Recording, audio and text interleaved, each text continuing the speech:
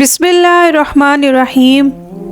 اللہم صلی علی محمد وعلی آل محمد کما صلیت علی ابراہیم وعلی آل ابراہیم انک حمید مجید اللہم بارک علی محمد وعلی آل محمد کما بارکت علی ابراہیم وعلی آل ابراہیم انک حمید مجید۔ تمام دیکھنے اور سننے والوں کو السلام علیکم۔ مجھے امید ہے آپ سب جہاں بھی ہوں گے خیریت سے ہوں گے، اور اللہ رب العزت سے یہی دعا ہے کہ آپ سب جہاں ہوں اللہ تعالیٰ آپ کو اپنے حفظ و ایمان میں رکھے،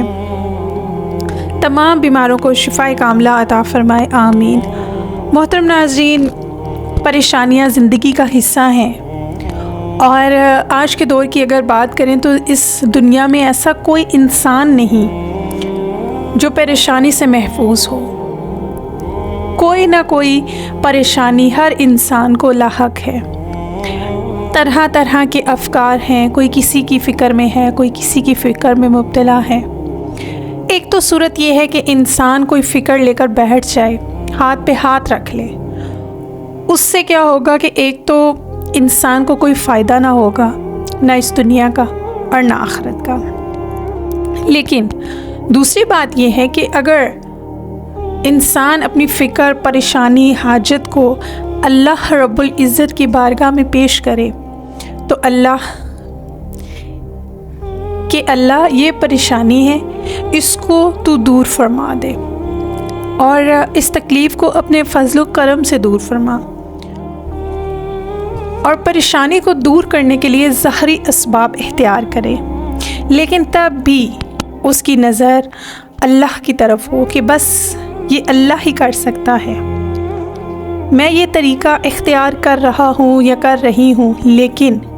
کامیاب کرنا یہ تیرا کام ہے، اور تو مشکل کشا ہے۔ مثال کے طور پر اگر ہم بات کریں، ایک آدمی ہے اور وہ بے روزگار ہے، اور وہ روزگار ڈھونڈ رہا ہے، اور وہ یہ نیت رکھے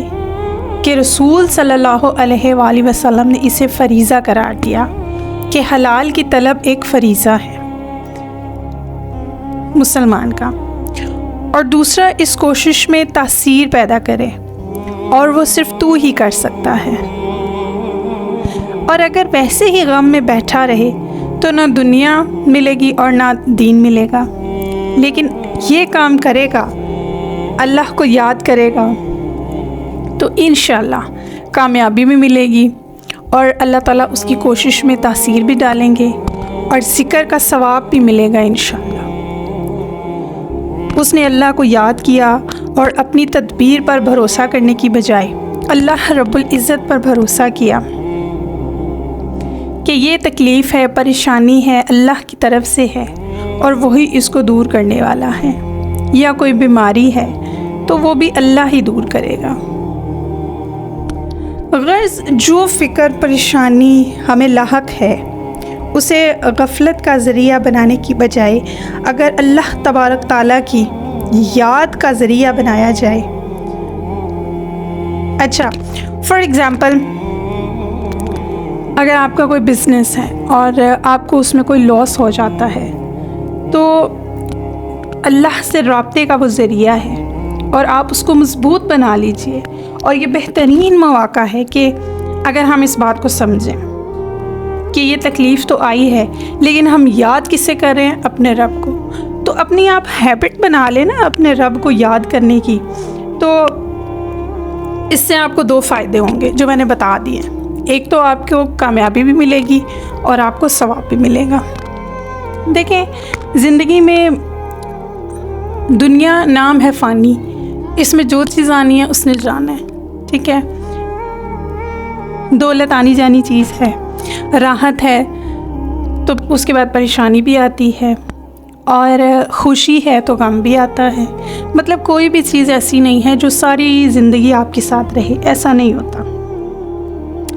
آج کل کی اگر ہم بات کریں ایک ماں کی روٹین کی،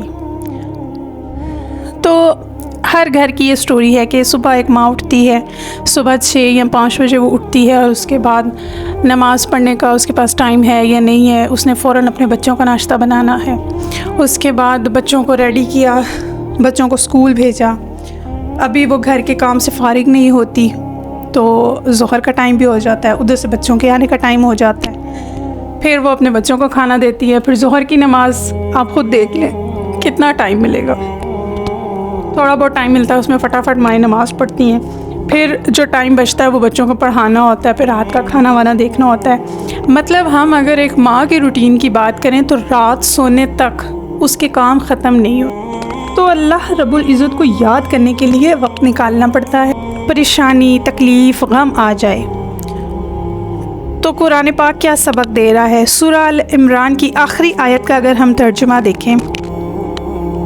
تو اس میں اللہ تبارک تعالیٰ فرماتا ہے، اے ایمان والو صبر کرو اور صبر میں دشمنوں سے آگے رہو اور اسلامی سرحد کی نگہبانی کرو اور اللہ سے ڈرتے رہو اس امید پر کہ تم کامیاب ہو جاؤ گے۔ اس میں اللہ تعالیٰ نے پورا لائے عمل آپ کو بتا دیا ہے کہ کوئی بھی پریشانی ہے، فکر ہے، بیماری ہے، صدمہ، کچھ بھی لاحق ہے تو آپ نے پہلا کیا کرنا ہے؟ صبر کرنا ہے، ٹھیک ہے؟ اس کے بعد آپ عملی طور پہ خود جو کوشش کر سکتے ہیں، فار ایگزامپل آپ بیمار ہیں تو آپ پہلے کوئی گھریلو نسخہ وغیرہ اختیار کیجئے، کوئی قہوہ، کوئی ٹوٹکا وغیرہ استعمال کریں۔ اگر آپ کو وہ نہیں فرق پڑتا تو آپ اللہ تعالیٰ سے مدد لیں، ٹھیک ہے نا؟ اس کے بعد اللہ کی رضا پہ چھوڑ دیجئے، ڈاکٹر کے پاس جائیں، جو آپ کر سکتے ہیں، ٹھیک ہے؟ لیکن اللہ تعالیٰ پر آپ چھوڑ دیں کہ اللہ تو نے ہی شفا دینی ہے، تو نے ہی صحت یاب کرنا ہے۔ تو محترم ناظرین، آج جو میں آپ کو وظیفہ بتانے جا رہی ہوں وہ ایسا ہے جو سمندر کی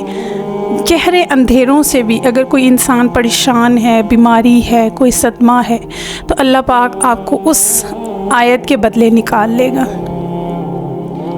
حضرت یونس علیہ السلام کا واقعہ قرآن پاک میں ہم سب نے پڑھا ہے، سنا ہے، لیکن ہم لوگ ان چیزوں کو اپنی زندگی میں شامل نہیں کرتے، بھول جاتے ہیں۔ تو آج انشاءاللہ جو میں آپ کو وظیفہ بتاؤں گی وہ حضرت یونس علیہ السلام کی دعا سے بتاؤں گی، اور یہ ایسی دعا ہے، انہوں نے تب یہ دعا کی جب وہ مچھلی کے پیٹ میں تھے، جب انہیں ایک بڑی دیو ہکل مچھلی نے نگل لیا۔ اور دیکھیں آپ خود اس چیز کو امیجن کریں کہ سمندر کی گہرائی، اور سمندر کی گہرائی میں ایک مچھلی اور اس کے پھر پیٹ میں حضرت یونس علیہ السلام چلے گئے۔ اب وہاں پہ کون آپ کی ہیلپ کر سکتا ہے؟ ایک اللہ ہی ہے، اور انہوں نے اللہ تعالیٰ کو ہی پکارا کہ اے اللہ مجھے اس مشکل سے نکال، اور ان کی دعا کیا تھی؟ بسم اللہ الرحمن الرحیم، لا الہ الا انت سبحانک انی کنت من الظالمین۔ ترجمہ کہ آپ کے سوا کوئی معبود نہیں، آپ پاک ہیں، بے شک قصوروار میں ہوں۔ تو محترم ناظرین، جب انہوں نے یہ دعا کی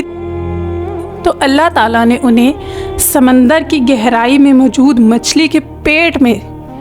انہیں وہاں سے رہائی دی، اور مچھلی کو حکم دیا تو مچھلی نے اللہ کے حکم سے حضرت یونس علیہ السلام کو سمندر سے باہر آ کے نکال دیا۔ اور پھر ان کی جو حالت تھی، ان کا جسم گل چکا تھا، اور اللہ تعالیٰ نے پھر اپنی رحمت کی، وہاں پر ایک کدو کی بیل اگا دی جس کو انہوں نے کھایا، جس کا دودھ پیا، اور اللہ تعالیٰ نے انہیں صحت یاب کیا، ٹھیک ہے؟ تو محترم ناظرین، ہم لوگ بڑا ہی دل چھوٹا کر لیتے ہیں جب بھی کوئی پریشانی آتی ہے، اور ہم وظیفہ اذکار بھی کرتے ہیں، لیکن ہم فوراً اکتا جاتے ہیں، نہیں 2 دن ہو گئے ہم کر رہے ہیں، ہمیں کوئی فائدہ نہیں ہوا، نہیں ہفتہ ہو گیا ہم نے کیا۔ دیکھیں آپ اللہ کا ذکر کر رہے ہیں تو پھر اس میں کسی شک و شبہ کی تو گنجائش ہے ہی نہیں کہ آپ کو اثر نہ ہو، اور اگر آپ کو اثر نہیں بھی ہو رہا تو اس میں بھی اللہ رب العزت کی کوئی نہ کوئی حکمت ہے۔ تو اپنی زندگی میں تھوڑا سا ٹھہراؤ لائیے، اور آپ کا پڑھا ہوا ذکر اذکار ضائع نہیں جاتا، ٹھیک ہے؟ تو آپ نے آیت کریمہ بھی کہتے ہیں، تو آپ اس کو پڑھیے 40 دن تک، کسی بھی مقصد کے لیے، کسی بھی بیماری کے لیے، इंशाल्लाह आप देखेंगे कि आपकी ज़िंदगी में खुशगवार इनकलाब आएगा। तादाद आप खुद डिसाइड कर लीजिए, उठते बैठते चलते फिरते पढ़ते रहें, लेकिन कोशिश करें कि इसको बावुज़ू हालत में पढ़ें तो आपको इसका पढ़ने का सवाब और इसकी जो तासीर है, जो असर है, वो ज़्यादा होगा इंशाल्लाह।